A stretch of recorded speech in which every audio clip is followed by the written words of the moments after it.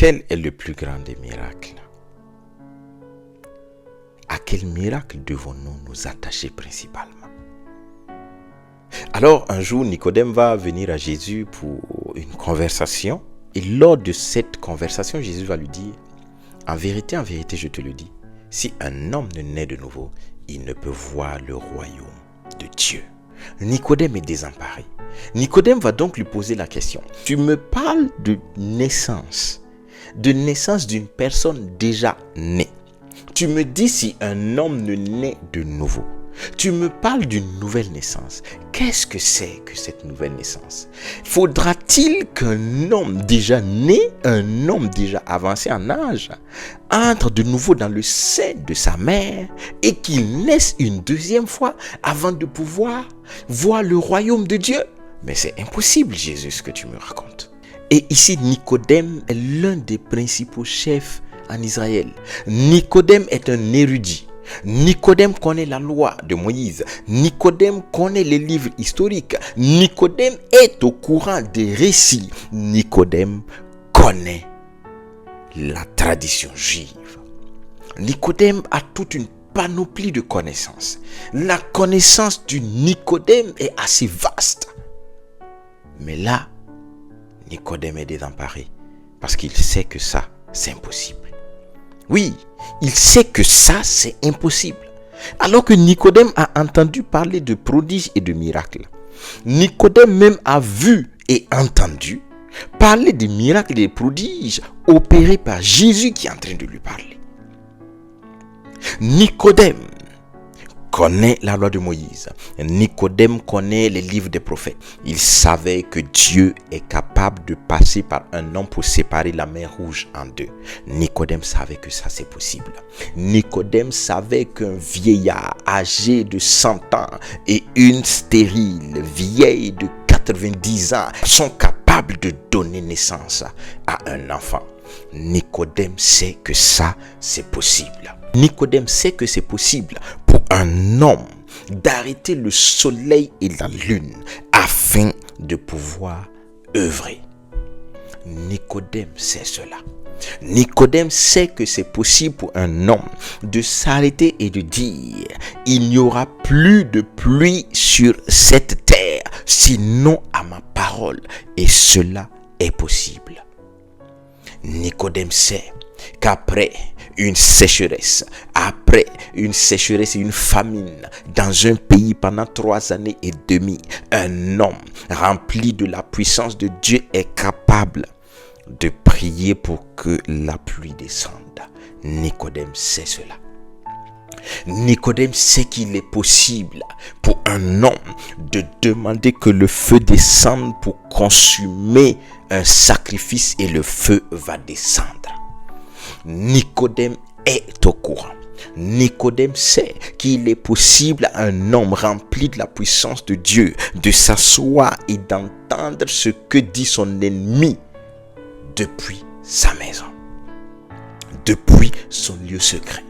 Nicodème sait que ça, c'est possible. Nicodème sait que toutes ces choses sont possibles. Nicodème sait cela. Nicodème sait par-dessus tout qu'il est possible pour un homme de changer toute l'eau d'un pays en sang. Nicodème sait cela. Nicodème sait qu'il est possible à un homme qui n'a que pour arme une mâchoire d'âne de tuer 1000 personnes. Nicodème sait que c'est possible. En vérité, Nicodème sait que toutes ces choses sont possibles. Donc, la connaissance de Nicodème était assez vaste. Et si Nicodème arrive à dire à Jésus que ce que tu es en train de dire, c'est impossible, c'est que Nicodème a ses raisons.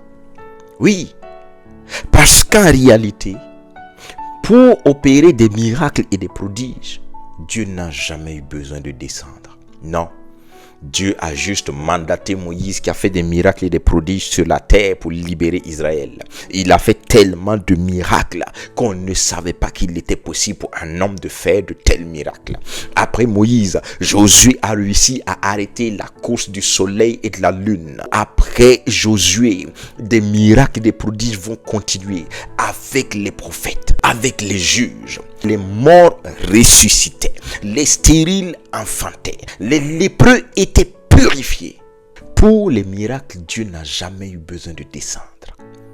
Dieu mandatait des hommes et les hommes faisaient des miracles et des prodiges. Mais pour toi et pour moi, il est impossible pour les hommes, il est impossible pour les anges, il est impossible pour les archanges, il est impossible à tous de nous amener à la réconciliation avec Dieu. Il fallait maintenant le miracle ultime, le plus grand des miracles, le plus merveilleux des miracles, le plus important des miracles, c'est que toi et moi nous devenions enfants de Dieu. Et ce miracle, Dieu ne pouvait pas déléguer un homme, Dieu ne pouvait pas déléguer une femme, Dieu ne pouvait pas déléguer un prophète, Dieu ne pouvait pas déléguer un apôtre, Dieu ne pouvait pas déléguer un docteur, Dieu ne pouvait déléguer personne. Il a fallu que Dieu lui-même se dépouille de sa divinité, qu'il se lève de toute sa gloire, qu'il renonce à sa gloire, qu'il descende sur la terre des hommes, qu'il meure sur la terre des hommes, qu'il meure comme un brigand, qu'il meure comme un meurtrier, qu'il meure comme un méchant sur la terre des hommes. Et que 3 jours plus tard, il ressorte victorieux, il ressorte vivant d'entre les morts, car l'Esprit de Dieu a été déployé dans le séjour des morts, et cet Esprit a redonné la vie à Jésus, et Jésus est ressuscité. C'est ainsi que Jésus est allé au Père, et il dira, en réalité, Nicodème, la nouvelle naissance dont je suis en train de te parler, oui, tu as raison de dire que c'est impossible. Car il est impossible pour un homme de rentrer dans le sein de sa mère et de revenir. Il est impossible pour un homme de décider de naître de nouveau. Il est impossible pour un homme d'être appelé enfant de Dieu. Il est impossible tant que moi je ne suis pas mort. Il est impossible pour vous, hommes, de devenir enfant de Dieu tant que vous ne passez pas par moi qui suis le chemin, la vérité et la vie. C'est pour cela maintenant que je suis venu. C'est pour cela que je suis mort. Jésus est mort pour que toi maintenant tu deviennes enfant de Dieu. Oui, Nicodème avait entièrement et pleinement raison, parce que c'était impossible tant que Dieu lui-même ne se lève pas pour opérer ce dernier miracle. Voici le miracle le plus important.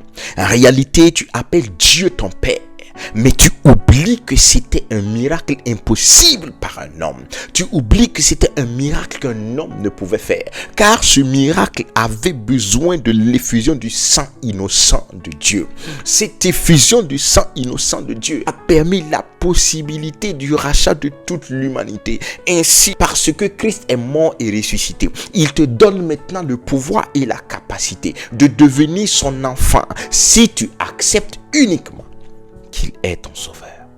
Si tu cries à lui, il est là et il te donne d'entrer dans ce miracle. Ce miracle, en apparence, on ne voit pas des choses extraordinaires, mais c'est le plus grand des miracles. Car le plus grand des miracles, c'est que toi, le païen d'autrefois, c'est que toi, le pécheur d'autrefois, tu sois aujourd'hui appelé enfant de Dieu. Et ce n'est ni la volonté du sang, ni par un homme, mais c'est de la volonté de Dieu et par Dieu lui-même que toi, tu peux être appelé enfant de Dieu.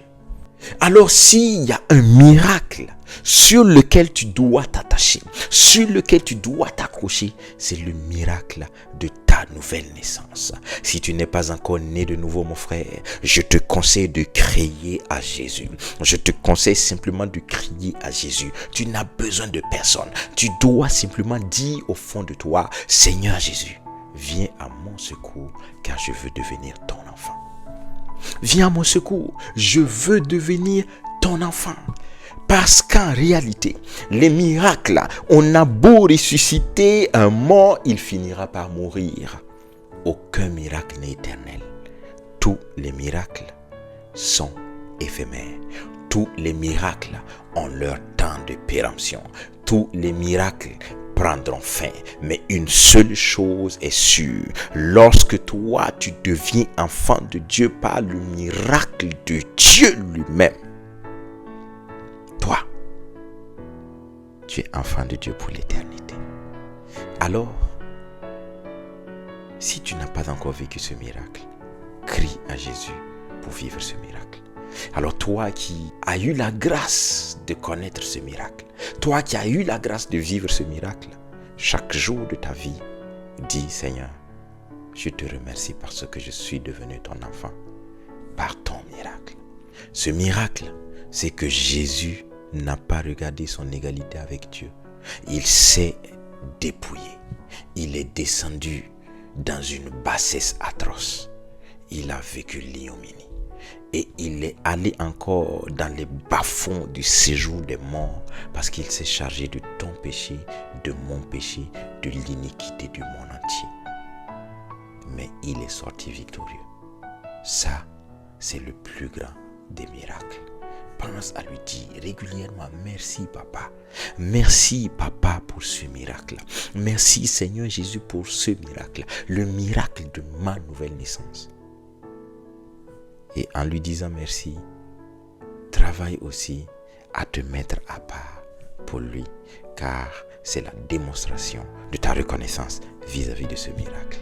Que la paix et la grâce de Dieu te gardent dans son nom, dans le nom de son Fils Jésus. Amen.